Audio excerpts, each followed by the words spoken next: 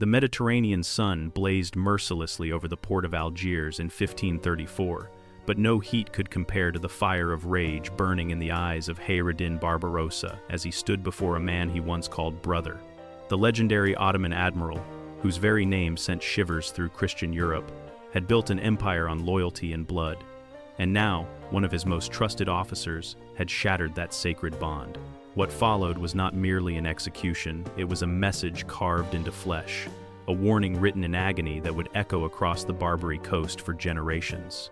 Mehmet Reis had served under Barbarossa for nearly a decade, rising through the ranks of the corsair fleet with cunning and courage. His dark beard was thick and well-groomed, his eyes sharp as Damascus steel, and his body bore the scars of countless naval battles, a map of survival etched into olive skin. He wore the fine silk robes of a high-ranking officer, deep crimson with gold embroidery that caught the sunlight, and around his waist hung a jeweled scimitar that had tasted Spanish blood. But on this day, as he knelt in chains before the assembled corsairs in the central courtyard of the Casbah, those proud robes were stained with sweat and dust, and his eyes, once so confident now, darted frantically among the faces of men who would not meet his gaze. The accusation was damning beyond redemption. Mehmet had been caught selling naval intelligence to the Spanish viceroy of Sicily, betraying not only Barbarossa but the entire Ottoman Mediterranean fleet. Gold had been found hidden in his quarters, Castilian ducats bearing the seal of Charles V himself. For weeks, Spanish galleys had anticipated Ottoman movements with uncanny precision, ambushing supply ships and evading major engagements. Now the source of this treachery stood exposed, and Barbarossa's weathered face was a mask of cold fury as he circled his former lieutenant like a predator assessing wounded prey. The admiral's red beard, which had given him his fearsome nickname, seemed to glow like embers in the harsh sunlight. Barbarossa raised his hand, and silence fell over the courtyard like a burial shroud.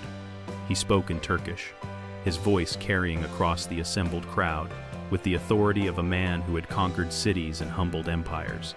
He recounted Mehmet's crimes in detail, each word landing like a blow, reminding the gathered corsairs of the brothers' loss because of this betrayal. The ships burned, the opportunities squandered. Then came the sentence, delivered with chilling calm. Mehmet Reis would be flayed alive, his skin removed piece by piece, so that his screams would serve as a hymn of warning to anyone who dared consider treachery. The crowd erupted, not in protest, but in approval, a roar of bloodlust that swept through the courtyard like wildfire. They dragged Mehmet to a wooden frame erected in the center of the courtyard, a simple cross-shaped structure stained dark from previous executions. 4 corsairs bound him spread-eagle, pulling his limbs taut until tendons strained against skin. His crimson robes were stripped away, leaving him in only loose linen trousers, his muscular torso exposed to the merciless sun and the pitiless stares of hundreds of onlookers. The executioner approached a massive janissary, with arms like ship's timber and a face devoid of expression carrying a leather case that clinked with the soft metallic whisper of instruments designed for one purpose only. As the case opened, Mehmet began to sob, his proud facade finally crumbling as he glimpsed the curved, flaying knives within, their blades catching the light like promises of unimaginable pain. The executioner began at Mehmet's left shoulder, making a careful incision that traced the curve of muscle and bone. The blade was expertly sharp, designed not to tear, but to separate skin from flesh with surgical precision. Mehmet's scream tore through the courtyard, raw and primal, as the janissary worked the knife beneath the skin and began to peel it back slowly, revealing the glistening red muscle beneath. Blood ran in thin rivulets down Mehmet's arm, but the executioner was skilled. This was not meant to be quick. The crowd watched in fascinated horror as inch by inch, the skin of Mehmet's shoulder and upper arm was separated from his body, the executioner occasionally pausing to sharpen his blade or to allow the condemned man's screams to reach their full crescendo before continuing. Hours crawled by under that burning sun, and Mehmet's voice grew hoarse from screaming. Though he never lost consciousness, the executioner knew exactly how to keep a man aware through every moment of his ordeal. The flaying moved across his chest in strips, each removal accompanied by fresh waves of agony that made his body convulse against the restraints. His once proud torso became a grotesque canvas of exposed muscle, white bone, and raw tissue glistening with blood and bodily fluids. The crowd had grown quieter now, the initial bloodlust fading into something more complex, a mixture of satisfaction, horror, and the uncomfortable recognition of their own mortality. Even hardened corsairs, men who had perpetrated countless brutalities upon their enemies, found themselves looking away as the flaying continued down Mehmet's abdomen, the executioner's movements methodical and unhurried. Barbarossa watched it all from a raised platform, his expression never changing, his arms crossed over his broad chest. This was not cruelty for its own sake, this was statecraft written in blood, a demonstration of what happened when loyalty was betrayed in a world where only loyalty kept men alive. The Ottoman Empire stretched from the Danube to the Nile, held together by an intricate web of allegiances and the constant threat of violence against those who broke faith.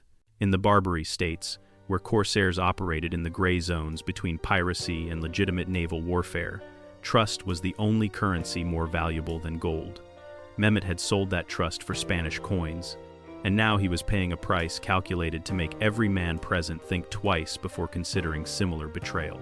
As the sun began its descent toward the western horizon, painting the sky in shades of blood and fire, the executioner finally completed his grim work.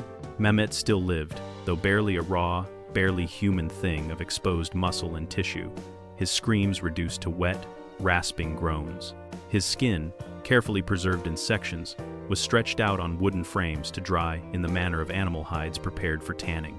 Barbarossa had ordered it preserved so that it could be displayed as a permanent reminder, to be hung in the armory, where every corsair would pass beneath it and remember the cost of treachery. The executioner approached Mehmet with a final mercy, a curved blade drawn swiftly across the throat, ending the hours of torment in a crimson spray. The body slumped against its restraints, finally released from agony as the crowd slowly dispersed in silence. In the days that followed, Mehmet's tanned skin was indeed displayed in the Casbah's main armory, stretched and mounted like a grotesque trophy. Corsairs would pause before it, touching their prayer beads and muttering thanks to Allah that they had remained faithful. Spanish spies ceased their activities in Algiers almost entirely, and for years afterward, Ottoman naval intelligence remained secure. Barbarossa's fleet continued its dominance of the Mediterranean, raiding Christian coastlines with impunity, their movements once again unpredictable and devastating. The message had been received and understood not just in Algiers, but across the entire Barbary coast and beyond. Loyalty to Barbarossa was rewarded with wealth and glory. Betrayal brought suffering beyond imagination. Yet history asks us to consider what this brutal spectacle truly achieved. Did the flaying of Mehmet Reis represent justice, or merely the vengeful exercise of absolute power? In an age when executions were public entertainment and torture was an accepted tool of statecraft, Barbarossa's actions were neither unusual nor particularly condemned by his contemporaries. The Ottoman Empire, like European kingdoms of the era, maintained order through spectacular violence designed to terrify potential transgressors. But beneath the practical calculations of terror and deterrence lay something more troubling, the ease with which men can inflict unimaginable suffering upon their fellow humans when authority and circumstance align. Mehmet's crime was real, his betrayal genuine, but the manner of his death speaks to humanity's capacity for cruelty that transcends mere punishment and enters the realm of systematic dehumanization. The leather-bound frame holding Mehmet's skin remained in the Casbah's armory for decades, gradually darkening and cracking with age, until finally it crumbled to dust, but the memory of his execution never faded. Barbarossa himself died years later in his bed, wealthy and honored, remembered as one of history's greatest naval commanders and a builder of Ottoman power in North Africa. But among the corsairs and sailors who served under him, the story of Mehmet Reis was passed down through generations, a cautionary tale told in whispered tones during long watches at sea. It served as a reminder that in the brutal world of 16th century Mediterranean warfare, where empires clashed and men fought for survival at the edges of civilization, loyalty was purchased with blood and maintained through terror. The line between hero and monster, between justice and atrocity, was as thin as the skin that was flayed from a traitor's body under the merciless North African sun. If this story made you think, don't look away. Like, share, and subscribe for more dark truths buried beneath history's blood-stained pages, because the past isn't dead. It's still warning us.